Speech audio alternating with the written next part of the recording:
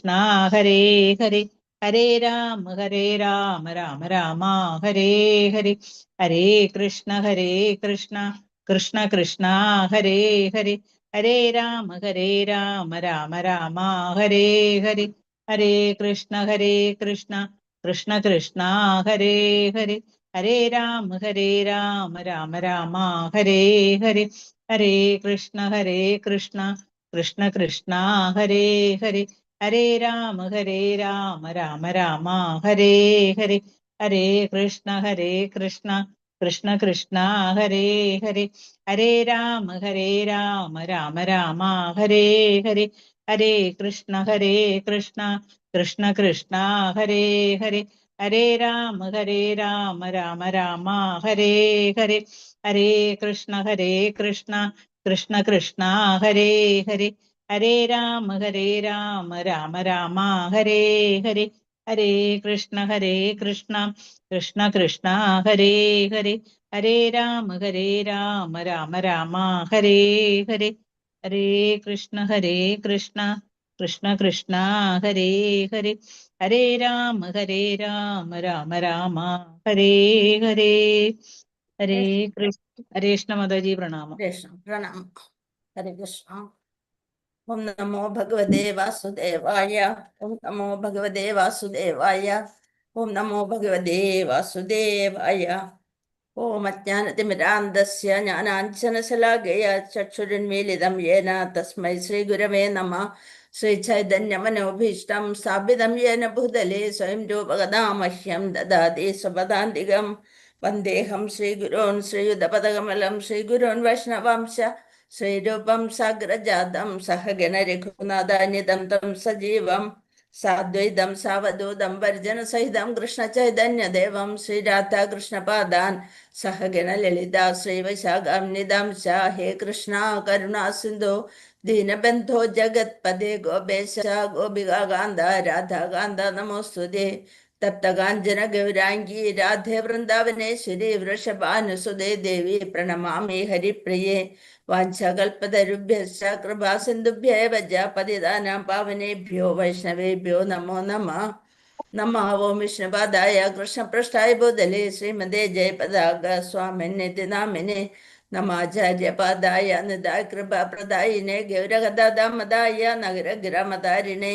നമഃ ഓം വിഷ്ണുപാദായ കൃഷ്ണപൃഷ്ഠായ ഭൂതലേ ശ്രീമതേ ഭക്തിവേദാന്ത സ്വാമിന്യതി നാമിനെ. നമസ്തേ സാരസ്വതേ ദേവേ ഗൗരവാണി പ്രചാരിണേ നിർവിശേഷ ശൂന്യവാദി പാശ്ചാത്യദേശതാരിണേ. ജയ ശ്രീകൃഷ്ണ ചൈതന്യ പ്രഭു നിത്യാനന്ദ ശ്രീ അദ്വൈത ഗദാധര ശ്രീവാസാദി ഗൗരഭക്തവൃന്ദ. ഹരേ കൃഷ്ണ കൃഷ്ണ കൃഷ്ണ ഹരേ ഹരേ ഹരേ രാമ രാമ രാമ ഹരേ ഹരേ. ഹരേ കൃഷ്ണ കൃഷ്ണ കൃഷ്ണ ഹരേ ഹരേ ഹരേ രാമ രാമ രാമ ഹരേ ഹരേ. ഹരേ കൃഷ്ണ കൃഷ്ണ കൃഷ്ണ ഹരേ ഹരേ ഹരേ രാമ രാമ രാമ ഹരേ ഹരേ. ഹരേ കൃഷ്ണ.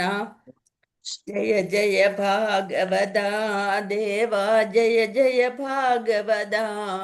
ജയ ജയ രാധാ കൃഷ്ണ സ്വരൂപ ജയ ജയ ഭാഗവത ദേവാ ജയ ജയ ഭാഗവത. നിഗമകൽപതരോർഗളിതം ഫലം സുഖമുഖാദമൃതദ്രവ സംയുതം പിബത ഭാഗവതം രസമാലയ മുഹുരഹോ രസിക ഭുവി ഭാവുക. നാരായണം നമസ്കൃത്യം നരം ചൈവ നരോത്തമം ദേവീം സരസ്വതീം വ്യാസം തതോ ജയമുദീരയേത്.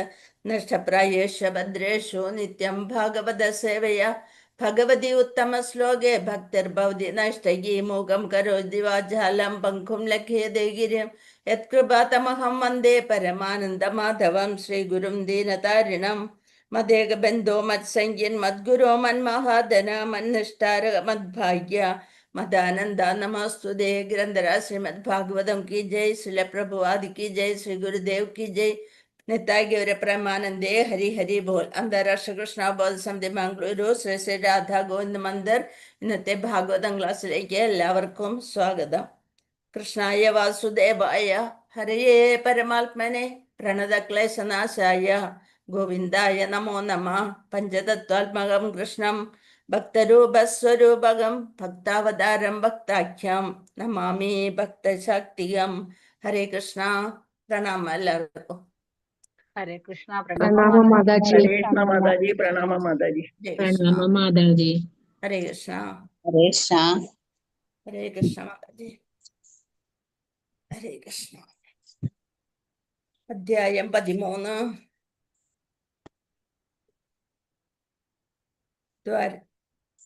അധ്യായം 13. ഹരേ കൃഷ്ണ. ശ്ലോകം 28. ധൃതരാഷ്ട്രർ കൊട്ടാരം ഉപേക്ഷിക്കുന്നു എന്ന അധ്യായത്തില് സ്കന്ധം 1 അധ്യായം 13 ശ്ലോകം 28.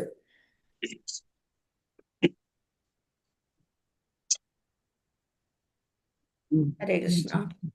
അധോദീജിം ദിശം യാതു സ്വൈരമജ്ഞാത സ്വൈരജ്ഞാതഗതിർഭവാൻ ഇതോർവാക് പ്രസ്പ്രായശ കാല പുംസാം ഗുണവികർഷണഃ.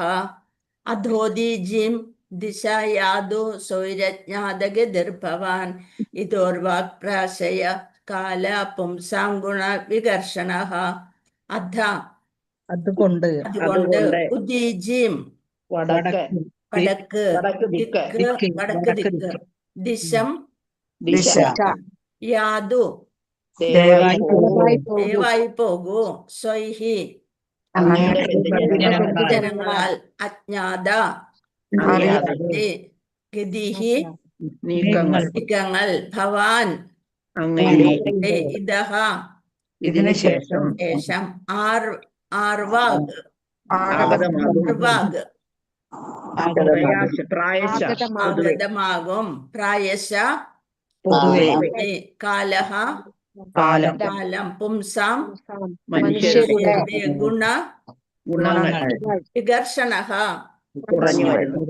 അപ്പൊ എന്താ പറയണേ? അങ്ങയുടെ ബന്ധുജനങ്ങളൊന്നും അറിയാതെ തന്നെ എവിടേക്ക് പോകാനാണ് പറയണേ? വടക്ക് ദിശ നോക്കി വടക്ക് ദിക്കിലേക്ക് പോയാലും. എന്താണ് വടക്ക് എന്ന് പറയാൻ കാരണം? കാശിയാ മാതാജി. ഹിമാലയ സാനുക്കളിലാണ് അധികം പോയി അവര് ധ്യാനത്തിലിരിക്കുക. അപ്പൊ ആ ദിക്കിലേക്ക് പോകാനാണ് പറയുന്നത്. അപ്പൊ വിവർത്തനമാകിയാൽ ദയവായി അങ്ങയുടെ ബന്ധുജനങ്ങളെ അറിയിക്കാതെ, അവര് അറിഞ്ഞാൽ എന്തായാലും പോകാൻ സമ്മതിക്കില്ല. ദയവായി അങ്ങ് നമ്മുടെ ബന്ധുജനങ്ങളെ അറിയിക്കാതെ ഉടനടി ഉത്തര ദിശയിലേക്ക് യാത്രയായാലും. കാരണം മനുഷ്യരുടെ സദ്ഗുണങ്ങളെ ക്ഷയിപ്പിക്കുന്ന കാലം അജിരേണ ആഗതമാകും. കലികാലമാണ് വരുന്നത്. അപ്പൊ അത് നല്ല എന്തെങ്കിലും നല്ല ഗുണം ഉണ്ടെങ്കിൽ അതുപോലും കളയും. അപ്പൊ അതുകൊണ്ട് ഒട്ടും സമയം വിടാതെ വേഗം ഉത്തര ദിശയെ നോക്കി യാത്ര തുടങ്ങിയാലും. ഭാവാർത്ഥം ശ്രീലപ്രഭുവാദിക്ക് ജയ്. ഒരുവന് ധീരനായി തീർന്ന് അഥവാ ബന്ധുജനങ്ങളെ അറിയിക്കാതെ എന്നേക്കുമായി ഭവനം ഉപേക്ഷിച്ച് യാത്രയായി വിഫലമായ ജീവിതത്തിന്റെ നഷ്ടം നികത്താൻ കഴിയുന്നു. കലിയുഗം അതിശീഘ്രം ആസന്നമാകുന്നതിനാൽ ഈ മാർഗം താമസം വിന സ്വീകരിക്കുവാൻ വിദുരർ തന്റെ ജ്യേഷ്ഠനെ ഉപദേശിച്ചു. എന്താ പറഞ്ഞത്? പെട്ടെന്ന് ഭവനം ഉപേക്ഷിച്ച് നമുക്ക് എത്രയും പെട്ടെന്ന് ഇവിടെ നിന്ന് പോകണം. അവരൊന്നും അറിയാൻ പാടില്ല കലിയുഗമാണ് വരാൻ പോണത്. അതുകൊണ്ട് താമസം വിന സ്വീകരിക്കാൻ വിദുരർ തന്റെ ജ്യേഷ്ഠനെ ഉപദേശിച്ചു. ബദ്ധാത്മാവ് മുമ്പേ തന്നെ ഭൗതിക സംസർഗത്താൽ തരം താഴ്ത്തപ്പെട്ടിരിക്കുന്നു. നമ്മുടെ ജീവൻ ഭൗതിക സങ്കല്പത്താല് തരം താഴ്ത്തപ്പെട്ടിരിക്കുന്നു. എങ്കിൽ തന്നെയും കലിയുഗത്തിൽ മനുഷ്യന്റെ സദ്ഗുണങ്ങൾ അത്യന്തം നിന്ദ്യമായ നിലയിലേക്ക് അധപ്പതിക്കുകയും ചെയ്യും. അപ്പൊ കലിയുഗം ആഗതമാകുന്നതിന് മുമ്പ് ധൃതരാഷ്ട്രർ കൊട്ടാരം ഉപേക്ഷിച്ച് യാത്രയാകണമെന്ന് വിദുരർ ഉപദേശിച്ചു. എന്തെന്നാൽ ജീവിത യാഥാർത്ഥ്യങ്ങളെ കുറിച്ചുള്ള വിലപ്പെട്ട നിർദ്ദേശങ്ങളാൽ വിദുരർ സൃഷ്ടിച്ച അന്തരീക്ഷം സമുപസ്ഥിതമായിക്കൊണ്ടിരിക്കുന്ന കലിയുഗത്തിന്റെ പ്രഭാവത്താൽ മാഞ്ഞുപോകും. ഇപ്പൊ കുറച്ചു നാൾ കഴിഞ്ഞിട്ടാണ് ഈ വിദുരർ പറഞ്ഞതൊക്കെ വീണ്ടും രണ്ടാമത് പറയേണ്ടി വരും. അപ്പോഴത്തേനത് മറന്നു പോയിട്ടുണ്ടാവും. അപ്പൊ അതുകൊണ്ട് എന്തായാലും ജ്യേഷ്ഠൻ പെട്ടെന്ന് കൊട്ടാരം ഉപേക്ഷിച്ച് നമുക്ക് പോകണം. ശ്രീകൃഷ്ണനെ അന്തരീക്ഷം സമപസ്ഥിതമായിക്കൊണ്ടിരിക്കുന്ന കലിയുഗത്തിന്റെ പ്രഭാവത്താൽ മാഞ്ഞുപോകും. പരമപുരുഷ ഭഗവാനായ ശ്രീകൃഷ്ണനെ പരിപൂർണമായും ആശ്രയിക്കുന്ന നരന്മാരിൽ ഉത്തമനായവൻ. നരോത്തമൻ അഥവാ ഉത്തമ മനുഷ്യനായി തീരുക എന്നത് ഒരു സാധാരണ വ്യക്തിക്ക് സാധ്യമല്ല. അപ്പോൾ ഭഗവാനെ അത്രയും ശരണാഗതി പ്രാപിച്ചാൽ മാത്രമാണ് ഒരാൾക്ക് നരോത്തമൻ ആയിത്തീരാൻ സാധിക്കുക. പാപകർമ്മങ്ങളുടെ എല്ലാ കളങ്കങ്ങളിൽ നിന്നും പൂർണ്ണമായി നിർമുക്തനായ ഒരാൾക്ക് മാത്രമേ പരമപുരുഷ ഭഗവാനായ ശ്രീകൃഷ്ണ ഭഗവാനെ ആശ്രയിക്കുവാൻ കഴിയുകയുള്ളൂ എന്ന് ഭഗവത്ഗീത 7:28 പ്രസ്താവിച്ചിരിക്കുന്നു. ഒരു സന്യാസിയോ അല്ലെങ്കിൽ നരോത്തമനോ ആയിത്തീരാൻ അസാധ്യമാണെങ്കിൽ എന്ത് വേണം? കുറഞ്ഞ പക്ഷം ആരംഭത്തിൽ ഒരു ധീരനെങ്കിലും ആയിത്തീരാൻ വിദുരർ ധൃതരാഷ്ട്രരെ ഉപദേശിച്ചു. എന്താണ്? ഒരു നരോത്തമനാവാൻ പറ്റിയില്ലെങ്കിൽ എന്താണ്? ധീരൻ, എന്താണ്? ശരിയായ ദിശയിലേക്ക് ഭഗവാനിൽ ആത്മാർപ്പണം ചെയ്യുന്ന ഒരാളായി തീരാനായിട്ട് വിദുരർ ധൃതരാഷ്ട്രരെ ഉപദേശിച്ചു. ആത്മസാക്ഷാത്കാര പന്ഥാവിൽ സ്ഥിരോത്സാഹത്തോടെ പരിശ്രമിക്കുന്നത് ഒരുവിനെ ധീരൻ എന്ന നിലയിൽ നിന്നും വീണ്ടും അത് നന്നായിട്ട് പരിശ്രമിച്ചാൽ ധീരനിൽ നിന്ന് ഉത്തമൻ എന്ന നിലയിലേക്ക് ഉയരാൻ സഹായിക്കുന്നു. ദീർഘകാലത്തെ യോഗാനുഷ്ഠാനത്തിന് ശേഷം മാത്രമേ ധീരാവസ്ഥ പോലും പ്രാപ്തമാകുകയുള്ളൂ. എന്നാൽ സന്യാസത്തിന്റെ പ്രാരംഭ നിലയായ ധീരൻ എന്ന നില സ്വീകരിക്കുവാനുള്ള ആഗ്രഹം ഉണ്ടാകുകയാണെങ്കിൽ തന്നെ വിദുരരുടെ അനുഗ്രഹത്താൽ ഒരുവന് ഈ അവസ്ഥ നിഷ്പ്രയാസം ഉടനെ കൈവരിക്കാം. എന്തുകൊണ്ടാണ് വിദുരരുടെ അനുഗ്രഹത്താൽ എന്ന് പറയുന്നത്? ഭക്തനായതുകൊണ്ട്, ഭക്തനുമാണ്. ഇവിടെ ഏത് അവസ്ഥ ഇതിലാണ്? ധൃതരാഷ്ട്രയുടെ ഒരു ഗുരുവിന്റെ സ്ഥാനത്താണ് അല്ലെ? ആ ഗുരുവിന്റെ സഹായത്തോടെ, ആ അനുഗ്രഹത്താൽ, അല്ലാണ്ട് വെറും ഒരു ഭക്തനല്ല. വിദുരര് ഇപ്പൊ ധൃതരാഷ്ട്രരുടെ ഒരു ഗുരുവിന്റെ സ്ഥാനത്ത് നിന്നുകൊണ്ടാണ് പറയുന്നത്. അപ്പൊ അനുഗ്രഹത്താൽ ഒരുവന് ഈ അവസ്ഥയിലേക്ക് നിഷ്പ്രയാസം ഉടനെ കൈവരിക്കാം. സന്യാസ നില പരമഹംസ നിലയിലേക്കുള്ള അഥവാ ഭഗവാന്റെ ഉത്തമ ഭക്തനായി തീരാനുള്ള പ്രാരംഭഘട്ടമാണ്. അപ്പൊ അതുകൊണ്ട് അങ്ങ് ഈ ഭവനം വേഗം ഉപേക്ഷിക്കുക, സന്യാസത്തിലേക്ക് തിരിക്കുക എന്നാണ് വിദുരർ ധൃതരാഷ്ട്രർക്ക് നൽകിയ ഉപദേശം. ശ്ലോകം 29. ഏവം രാജ വിദുരേണാനുജേന പ്രജ്ഞാ ചക്ഷുർബോധിത ആജമീഢഃ ചിത്വാ ശേഷോ സ്നേഹപാശാന്ദ്രഡിമ്നോ നിശ്ചക്രാമ ഭ്രാതൃസന്ദർശിതാദ്ധാവോ. ഏവം അപ്രകാരം രാജാവ് ധൃതരാഷ്ട്രർ വിദുരേണ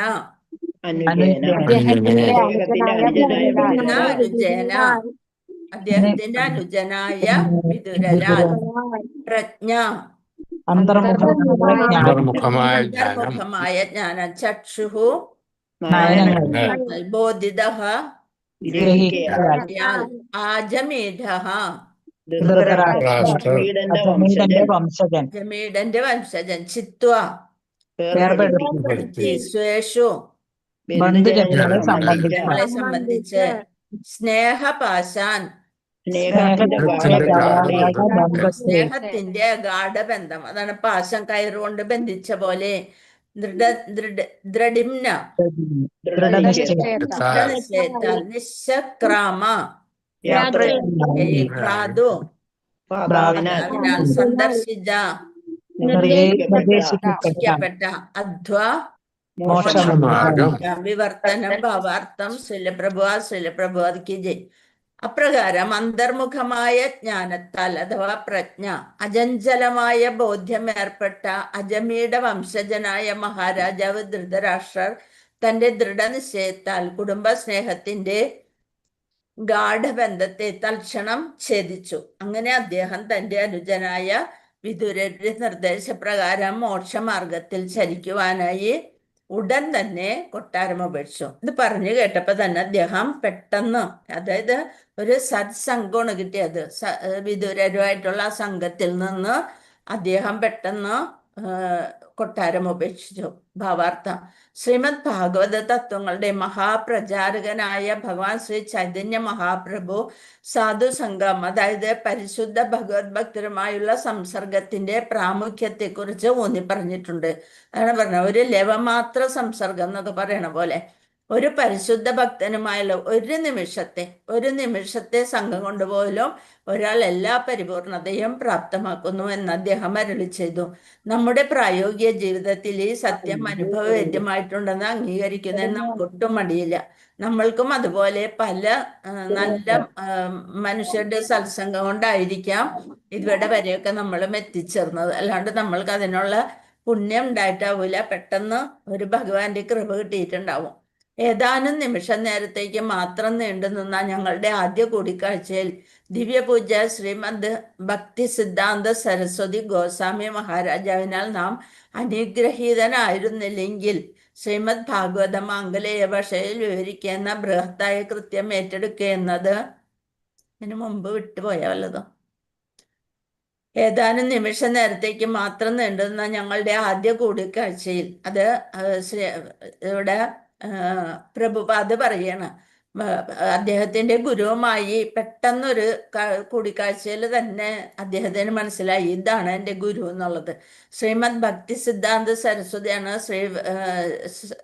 നമ്മുടെ പ്രഭുപാദയുടെ ഗുരുവാണത്. ശ്രീമദ് ഭക്തി സിദ്ധാന്ത സരസ്വതി ഗോസ്വാമി മഹാരാജാവിനാൽ നാം ആയിരുന്നില്ലെങ്കിൽ ശ്രീമദ് ഭാഗവതം ആംഗലേയ ഭാഷയിൽ വിവരിക്കുക എന്ന ബൃഹത്തായ കൃത്യം ഏറ്റെടുക്കുക എന്നത് നമുക്ക് അസാധ്യമായി തീർന്നേനെ. ആ തക്കതായ നിമിഷത്തിൽ അദ്ദേഹത്തെ ദർശിച്ചിരുന്നില്ലെങ്കിൽ നാം വളരെ വലിയ വ്യവസായ പ്രമുഖനായി തീർന്നിരിക്കാം. പ്രഭു അതൊരു നല്ലൊരു വ്യവസായം ആയിരുന്നു. അദ്ദേഹത്തിന്റെ അച്ഛന് ബിസിനസ്മാൻ ആയിരുന്നു. അപ്പൊ അതായി തീർന്നിരിക്കാം. നമ്മൾക്ക് ഇങ്ങനെ ഒരു ഭാഗ്യം പോലും ലഭിക്കില്ലായിരിക്കും. എന്നാൽ മോക്ഷമാർഗത്തിൽ സഞ്ചരിക്കാനോ അദ്ദേഹത്തിന്റെ ഉപദേശാനുസരണം ഭഗവാന്റെ യഥാർത്ഥ സേവനത്തിൽ വ്യാപൃതനാകുവാനോ ഒരിക്കലും കഴിയുമായിരുന്നില്ല. വിദുരരുടെ സംസർഗത്താൽ ധൃതരാഷ്ട്രക്ക് സംഭവിച്ചത് ഇവിടെ മറ്റൊരു പ്രായോഗിക ദൃഷ്ടാന്തമാണ്. പെട്ടെന്ന് മാറ്റം സംഭവിച്ചു. രാഷ്ട്രീയം, സാമ്പത്തികം, കുടുംബ ബന്ധം എന്നീ ഭൗതിക ആസക്തിയുടെ പാശബന്ധത്തിൽ ദൃഢമായി ബന്ധനസ്ഥനായിരുന്ന മഹാരാജാവ് ധൃതരാഷ്ട്രർ അദ്ദേഹത്തിന്റെ പദ്ധതികളുടെ വിജയമെന്ന് പറയപ്പെടുന്നത് നേടുവാനായി തന്നെ കൊണ്ടാവുന്നതൊക്കെയും ചെയ്തു. എങ്കിലും അദ്ദേഹത്തിന്റെ ഭൗതിക പ്രവർത്തനങ്ങളെ സംബന്ധിച്ചതൊക്കെയും തുടക്കം മുതൽ ഒടുക്കം വരെ അദ്ദേഹം നിരാശനായിരുന്നു. ധൃതരാഷ്ട്രരുടേത് പരാജയ നിർഭരമായ ജീവിതമായിരുന്നു. എന്നിരുന്നാലും പരിശുദ്ധ ഭഗവത് ഭക്തനായ ഒരു സാധുവിന്റെ നിർബന്ധിത ഉപദേശങ്ങളാൽ ആത്മസാക്ഷാത്കാരത്തിൽ എല്ലാറ്റിലും ശ്രേഷ്ഠമായ വിജയം അദ്ദേഹം പ്രാപ്തമാക്കി. ആരാണ് ഇവിടെ ഉപദേശിച്ചു കൊടുത്ത? ഏതാണ് ആ സാധു? വിദുരരുടെ ഉപദേശത്തില്. ആകയാൽ ഒരാൾ മറ്റെല്ലാ തരത്തിലുള്ള സംസർഗങ്ങളെയും നിരാകരിച്ച് സാധുക്കളുമായി മാത്രം സംസർഗത്തിൽ ഏർപ്പെടണമെന്ന് ശാസ്ത്രങ്ങൾ നിർദ്ദേശിക്കുന്നു. ഹരേ കൃഷ്ണ.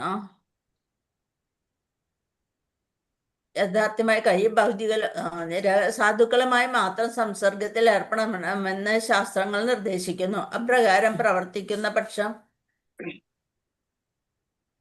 വായിക്കണോ മാതാജി? വായിക്കണോ? ഒന്ന് വായിച്ചോളൂ.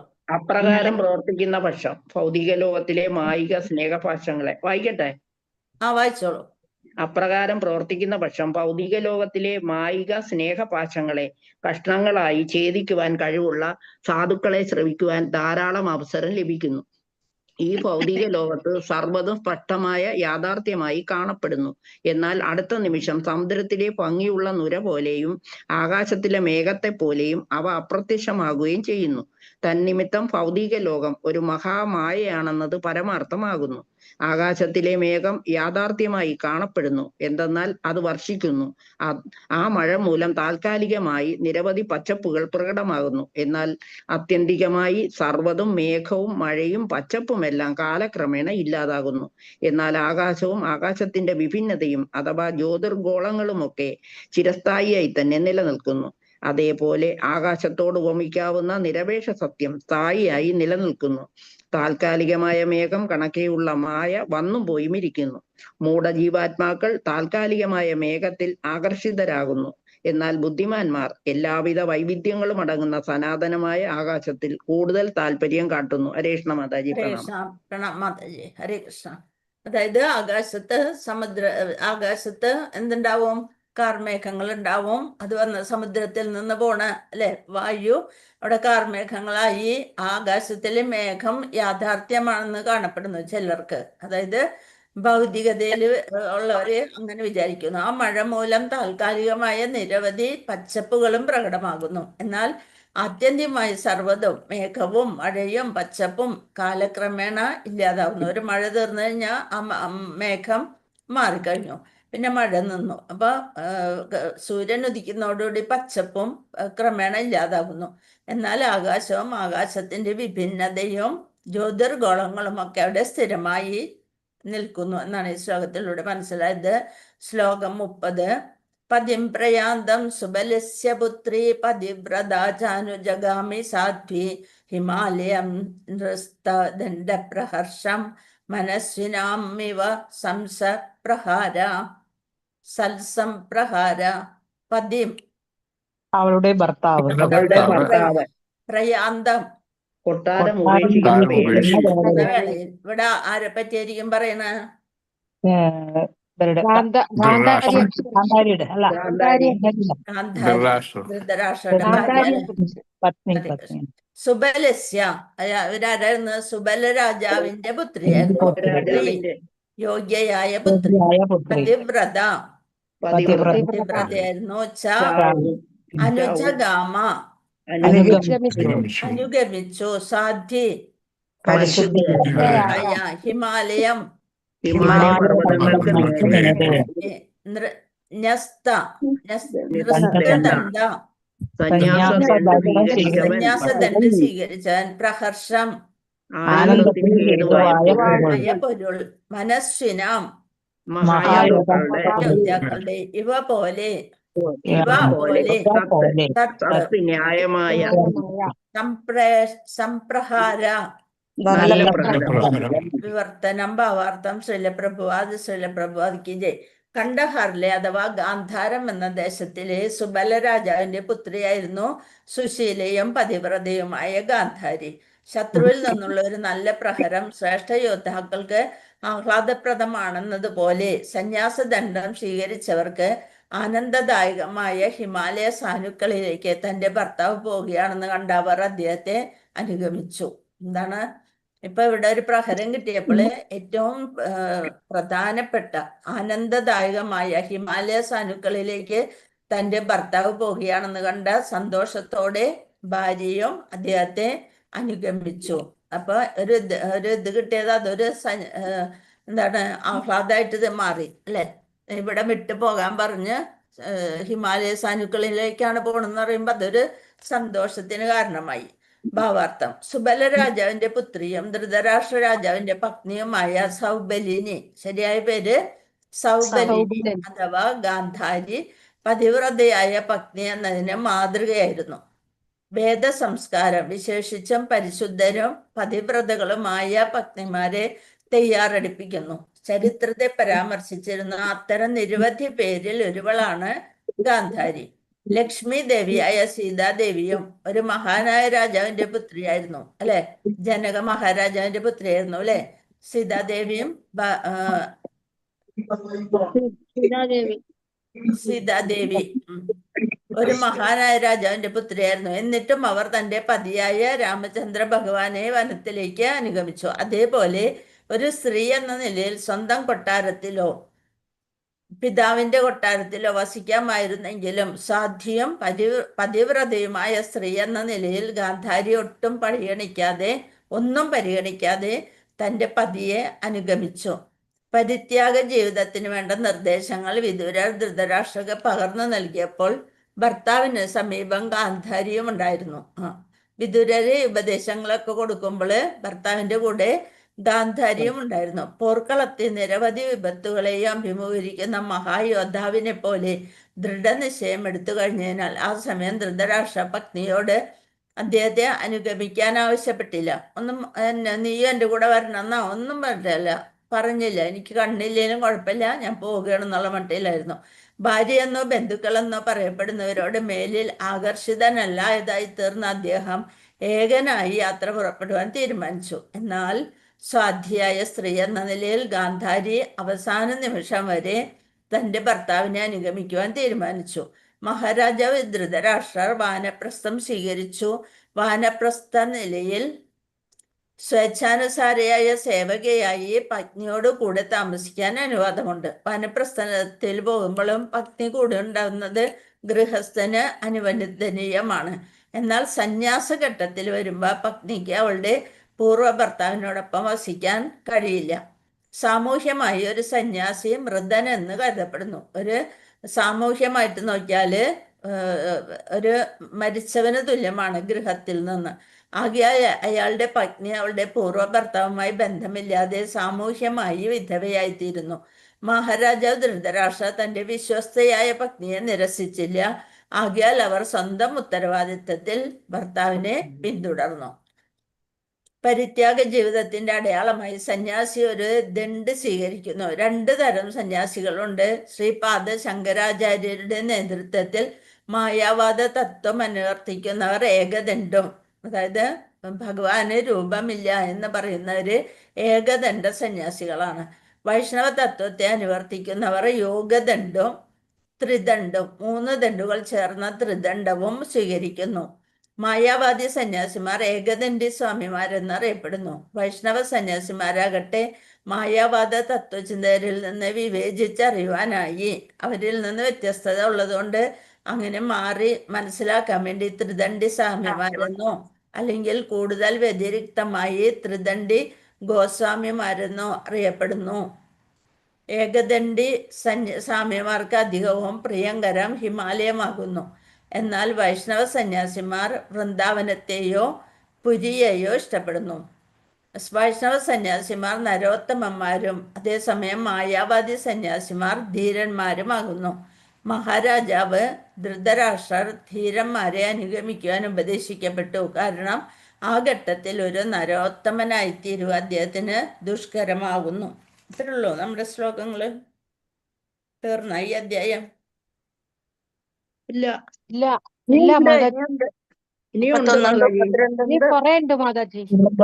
തോനെയുണ്ട്. അപ്പൊ എല്ലാരും ബുക്കിൽ നോക്കേ, ഇതേവരെ ഉള്ളൂ ഇത് കേട്ടാ. അത് കഴിഞ്ഞിട്ട് മാതാജി എന്റെ കയ്യിലുണ്ട്, ഇട്ട് തരണോ മാതാജി? ബുക്കുണ്ട്. ഇട്ടണോ മാതാജി? ഉണ്ടാ? ആ എന്റെ എന്നാല് കയ്യിലുണ്ട് മാതാജി. ആ എന്നാ ഞാൻ നമ്മുടെ വസന്ത മാതാജിക്ക് ഇട്ട് കൊടുക്കാം. വസന്ത മാതാജിക്ക് ഇട്ട് കൊടുക്കാം. എനിക്ക് ഇടാൻ പറ്റില്ല. അല്ല നമ്മുടെ ഗ്രൂപ്പിൽ ഇട്ടാ മതി. എനിക്ക് ഞാൻ ഗ്രൂപ്പിൽ എടുത്തോണ്ട്. ഇടാൻ പറ്റില്ല. വസന്ത മാതാജിക്ക് ഇട്ട് കൊടുക്കാം മാതാജി. Okay okay. ഗ്രൂപ്പിലെ അഡ്മിൻ ഉള്ളിയല്ലേ? 60 ശ്ലോകം ഉണ്ട് മാതാജി. ഓക്കെ.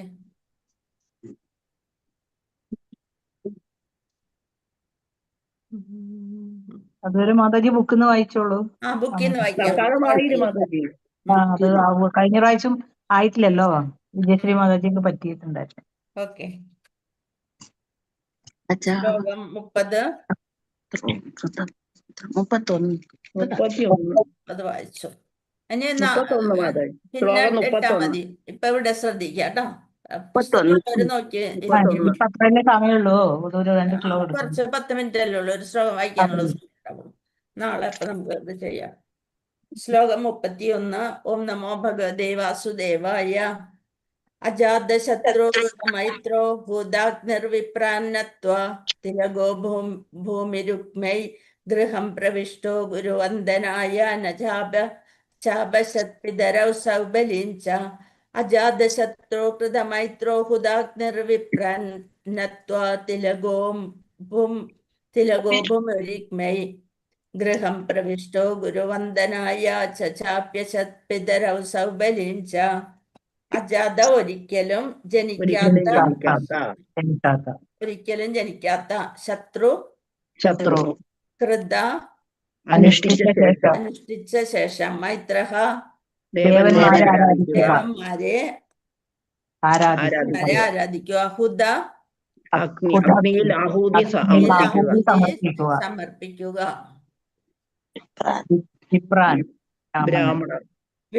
ബ്രാഹ്മണർ നത്വ പ്രണാമങ്ങൾ അർപ്പിക്കുക. തിലകോ ഭൂമി രുക്മൈ സ്വർണവും സമേതം. ഗൃഹം കൊട്ടാരത്തിനുള്ളിൽ പ്രവിഷ്ട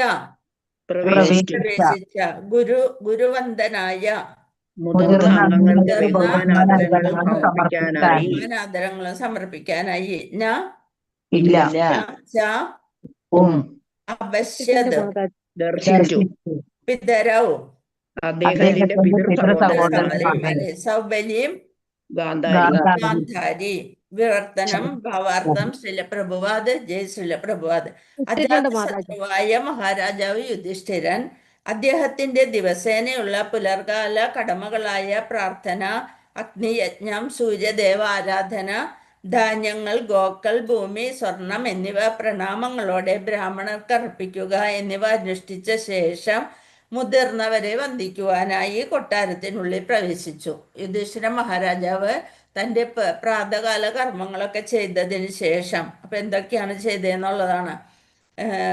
പ്രാർത്ഥന ചെയ്തു, അഗ്നിയജ്ഞം ചെയ്തു, സൂര്യനെ ആരാധിച്ചു, ധാന്യങ്ങൾ, ഗോക്കൾ, ഭൂമി, സ്വർണം എന്നിവ പ്രണാമങ്ങളോടെ ബ്രാഹ്മണർക്ക് അർപ്പിച്ചു. ഇതെല്ലാം ചെയ്തതിന് ശേഷം കൊട്ടാരത്തിനുള്ളിൽ പ്രവേശിച്ചു. ആര്? മുതിർന്നവരെ വന്ദിക്കുവാനായി. എന്നാൽ അദ്ദേഹത്തിന് തൻ്റെ പിതൃ സഹോദരന്മാരെയോ സുബല രാജാവിന്റെ പുത്രിയായ വല്യമ്മയെയോ അവിടെ ഒന്നും കണ്ടെത്താൻ കഴിഞ്ഞില്ല. ഭാവാർത്ഥം: മഹാരാജാവ് യുധിഷ്ഠിരൻ ഏറ്റവും ധർമ്മിഷ്ഠനായ രാജാവായിരുന്നു. കാരണം ഗൃഹസ്ഥർക്കുള്ള നിത്യ ധാർമ്മിക കടമകളെല്ലാം അദ്ദേഹം സ്വയം ആചരിച്ചിരുന്നു. ഗൃഹസ്ഥർ അതിരാവിലെ ഉണരേണ്ടതും സ്നാനാന്തരം പ്രാർത്ഥനകളാൽ ഭവനത്തിലെ ആരാധനാ മൂർത്തികൾക്ക് ആദരങ്ങൾ അർപ്പിക്കേണ്ടതും പവിത്രാഗ്നിയിൽ ആഹൂതികൾ അർപ്പിക്കുകയും ബ്രാഹ്മണർക്ക് ഭൂമി, ഗോക്കൾ, ധാന്യം, സ്വർണം മുതലായവ ദാനമായി നൽകുകയും ചെയ്ത് അവസാനം മുതിർന്ന അംഗങ്ങൾക്ക് ഉചിതമായ പ്രണാമ ആദരങ്ങൾ അർപ്പിക്കേണ്ടതും ആവശ്യമാകുന്നു. നമ്മളും അങ്ങനെ ചെയ്യണം എന്നാണ് പറയുക. നമ്മൾ എഴുന്നേറ്റ് കഴിഞ്ഞാൽ അച്ഛനെയും അമ്മനെയും മനസ്സിൽ വിചാരിച്ച് അവരുണ്ടെങ്കിൽ അവരുടെ തൊട്ട് വന്ദിക്കുക. അല്ലെങ്കിൽ സ്വന്തം ഭർത്താവ് ആ വീട്ടിൽ നമ്മൾ വന്നു കയറിയതുകൊണ്ടാണ് നമ്മൾക്ക് ഇതൊക്കെ ചെയ്യാനായിട്ടുള്ളൊരു ഭഗവാന്റെ കാരുണ്യം ലഭിച്ചത്. അപ്പൊ അത് മനസ്സിലാക്കിക്കൊണ്ട് അവരുടെയും പാദം തൊട്ട് വന്ദിക്കേണ്ടതാണ്. പവിത്രാഗ്നിയിൽ ആഹൂതികൾ അർപ്പിക്കുകയും ബ്രാഹ്മണർക്ക് ഭൂമി, ഗോക്കൾ, ധാന്യങ്ങൾ, സ്വർണം മുതലായവ ദാനമായി നൽകുകയും ചെയ്ത് അവസാനം മുതിർന്ന അംഗങ്ങൾക്ക് ഉചിതമായ പ്രണാമ ആദരങ്ങൾ അർപ്പിക്കേണ്ടതും ആവശ്യമാകുന്നു. ശാസ്ത്രങ്ങളിൽ നിർദ്ദേശിച്ചിരിക്കുന്ന അനുശാസനകൾ പരിശീലിക്കാൻ തയ്യാറല്ലാത്ത ഒരാൾ പുസ്തക പരിജ്ഞാനത്തിലൂടെ മാത്രം സദ്വ്യക്തിയാകുന്നില്ല. വെറുതെ പുസ്തകം വായിച്ചതുകൊണ്ട് മാത്രമല്ല, ആചരിക്കുന്നവരാണ് എപ്പോഴും ആചാര്യൻ എന്നുള്ള നാമത്തിന് അർഹതയുള്ളൂ. ആധുനിക കുടുംബസ്ഥർ പരിചയിച്ചിട്ടുള്ള ജീവിത രീതി മറ്റൊരു വിധത്തിലാകുന്നു. അതായത് താമസിച്ച് ഉറക്കമുണരുക, യാതൊരുവിധ ശുചിത്വവും മുകളിൽ പ്രസ്താവിച്ച വിധത്തിലുള്ള യാതൊരു പവിത്രീകരിക്കുന്ന ശീലങ്ങളും ഇല്ലാതെ കിടക്കയിൽ തന്നെ ചായ കുടിക്കുക എന്നിവ പതിവാക്കിയിരുന്നു. മാത്രവുമല്ല, വീട്ടിലുള്ള കുട്ടികളും തങ്ങളുടെ മാതാപിതാക്കൾ എപ്രകാരം ആചരിക്കുന്നുവോ അത് തന്നെ പരിശീലിക്കയാൽ മുഴുവൻ തലമുറയും നരകത്തിലേക്ക് വഴുതി വീഴുന്നു. സാധുക്കളുമായുള്ള സത്സംഗം ഇല്ലാത്ത പക്ഷം അവരിൽ നിന്ന് ഒരു നന്മയും പ്രതീക്ഷിക്കാൻ കഴിയില്ല. വിദുരരെ പോലുള്ള ഒരു സാധുവിൽ നിന്ന് ധൃതരാഷ്ട്രരെ പോലെ ഒരു ഭൗതികവാദി പ്രബോധനങ്ങൾ ഉൾക്കൊള്ളേണ്ടതും അപ്രകാരം ആധുനിക ജീവിതത്തിന്റെ പ്രഭാവങ്ങളിൽ നിന്നും പരിശുദ്ധരാകേണ്ടതുമാണ്. മഹാരാജാവ് യുധിഷ്ഠിരൻ അദ്ദേഹത്തിന്റെ ഇരു പിതൃ സഹോദരന്മാരായ ധൃതരാഷ്ട്രയെയും വിദുരരെയും കൊട്ടാരത്തിൽ കണ്ടെത്തിയില്ല. അവിടെ കാണാതായപ്പോൾ അദ്ദേഹത്തിന് വിഷമായി. അവരെ കാണാൻ ഉത്കണ്ഠാകുലനാകയാൽ അദ്ദേഹം ധൃതരാഷ്ട്രരുടെ സ്വകാര്യ കാര്യദർശിയായ ആരോട് ചോദിച്ചു?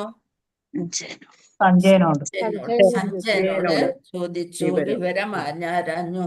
അപ്പൊ ഇന്ന് നമുക്ക് ശ്ലോകം 31 കംപ്ലീറ്റ് ആയി, അവിടെ നിർത്താം. ഹരേ കൃഷ്ണ. പതിദാനം പാവനേഭ്യോ വൈഷ്ണവേഭ്യോ നമോ നമ.